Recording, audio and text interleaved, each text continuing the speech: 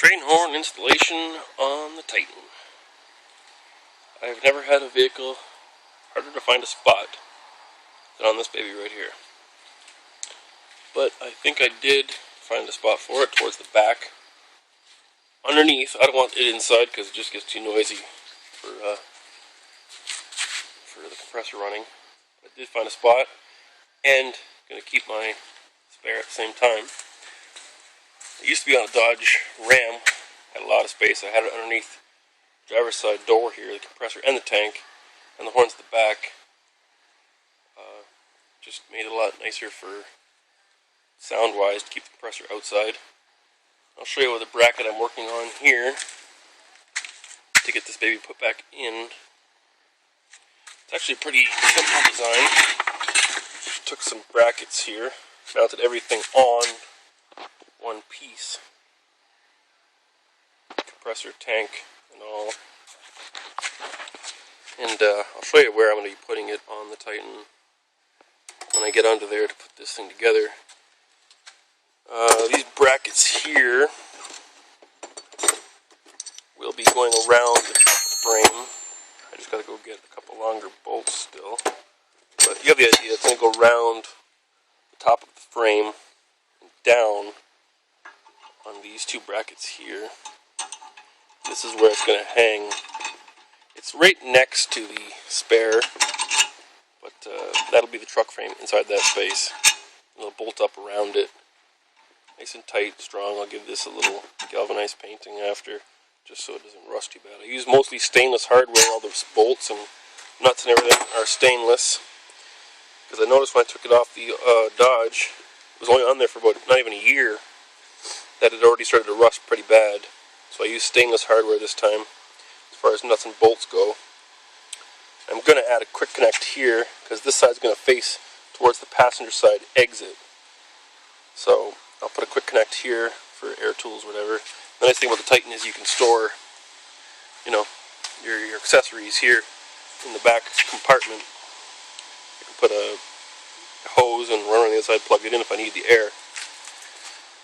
But anyways, I'll be putting this baby up underneath in the only spot I could find, really.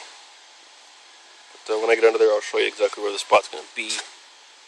Yeah, I just need some galvanized coating on here, just so this doesn't get rusty. A couple of spots here. And that's it for now. But when I get under there, I'll show you where I'm going to be putting it, and just to make this thing work. I've got the horns mounted finally, and the compressor tank. But I just wanted to show you quickly what I used last time on my last setup. This was the enabler for the compressor. It's a heavy duty 75 amp switch.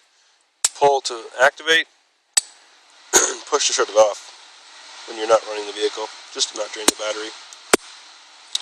And from there, well, this was the inlet from the battery. The fused wire that runs goes to here. This disables the actual push button, which is here. That'll mount underneath the dash there. This is just so that these two switches actually are hidden down below. This one is visible. It's just so that people aren't jumping in here, or the kids or whatever aren't jumping in here. And I live in town. I don't want them jumping in here and just honking it randomly. So then I would kill the compressor and kill the actual push button switch. So this will not function unless this is on. And off of this, also from the terminal that goes to the kill switch for the push button, this will go back to the compressor and run the compressor off of this 75 amp heavy duty power switch. But just wanted to kind of show you the setup that I use for mine. Instead of just one switch and push button, I use two that are hidden, and then the push button, which is visible, just so people aren't messing around and I get in trouble if someone's borrowing my truck or something. And next I'll show you how I mounted it down below while keeping my spare tire in place. I just finished mounting my horn under the rear and the compressor. You can kind of see the horns from behind. I'm thinking about changing that angle iron on the bottom, just a flat bar, you know, just so it doesn't look so visible. I just strapped it up here with some heavy duty zip ties, just so if I ever get a flat, I can just cut the zip ties, pop the hoses off, take the tire out, and pop it back up. Or even just disconnect the hoses and throw it in the back, you know, if I can't get it back up, and I don't really care, as long as I can get to where I'm going by using the spare. Now you can see the tank here with the compressor mount above it.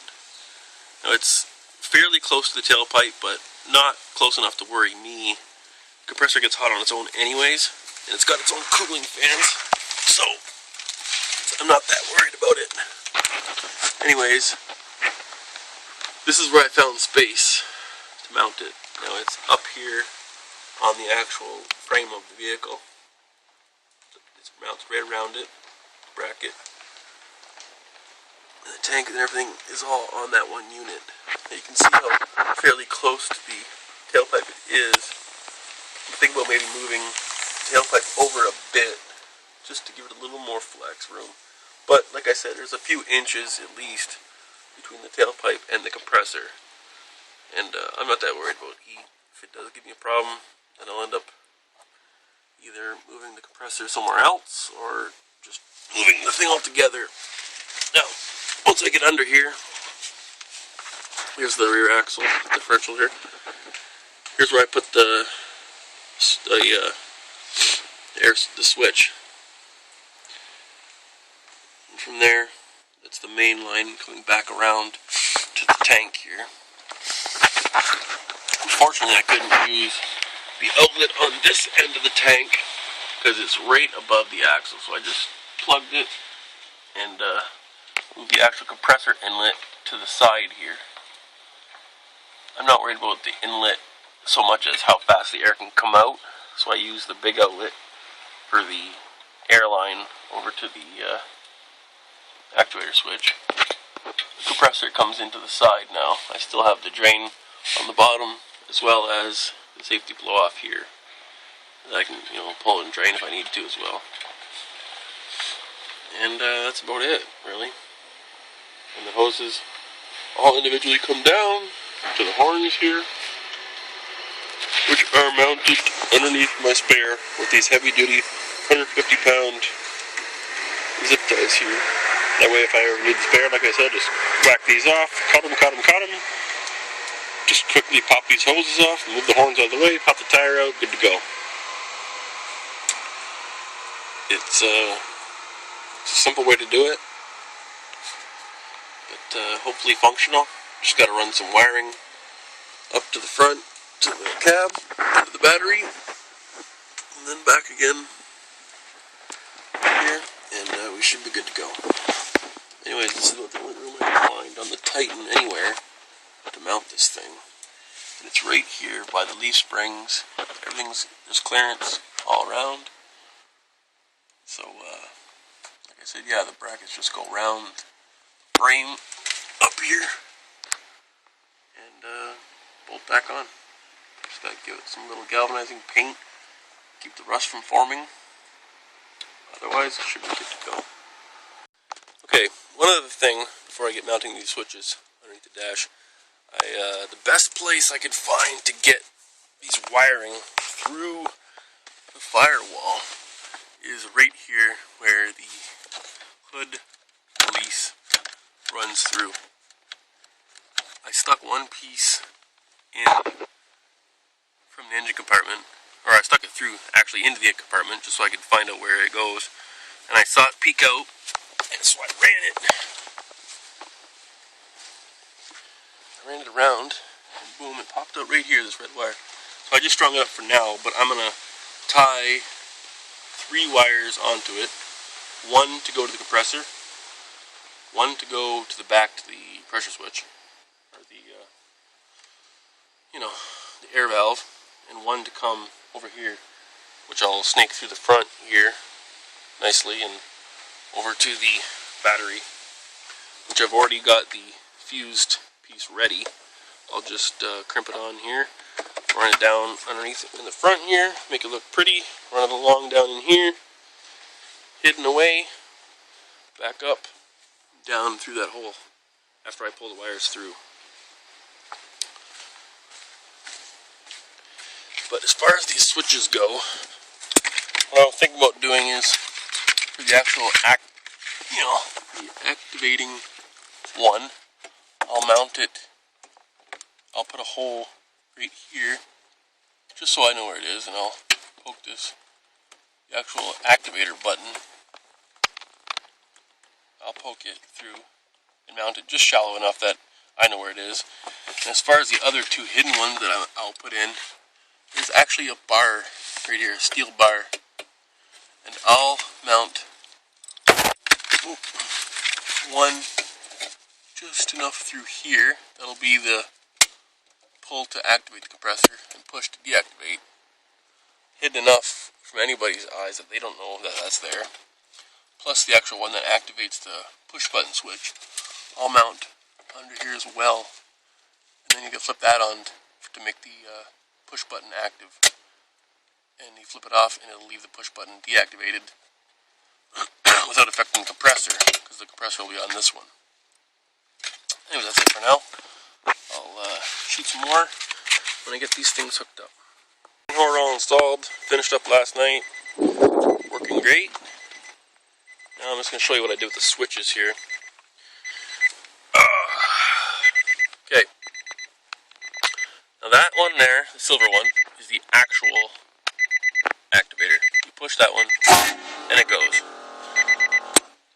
That one there, the pull switch, is the compressor activator. That one. And then this one here bypasses the switch, the activator switch here. Now it won't work. In case someone's jumping around or hops in my truck, or the kids are in here and they're messing around, they can't activate it.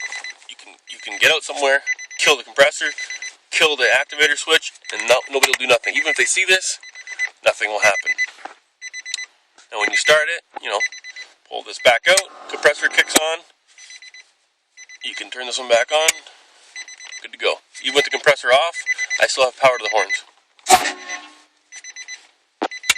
Turn that one off, no power. And luckily, by this diagnostic port, there was already a hole here, so I mounted the switch right in it. Worked great. This one I just made my own through this channel, and mounted the horn switch to it right there. Perfect. Cabling all went up, and I used the hole where the hood release cable goes through. Right at the back there. It's the only hole I could find that would work for me to get the cabling up to the front. Anyways, just in case you're wondering if there's a spot on the Titan to put this stuff, I did find it while keeping my spare tire.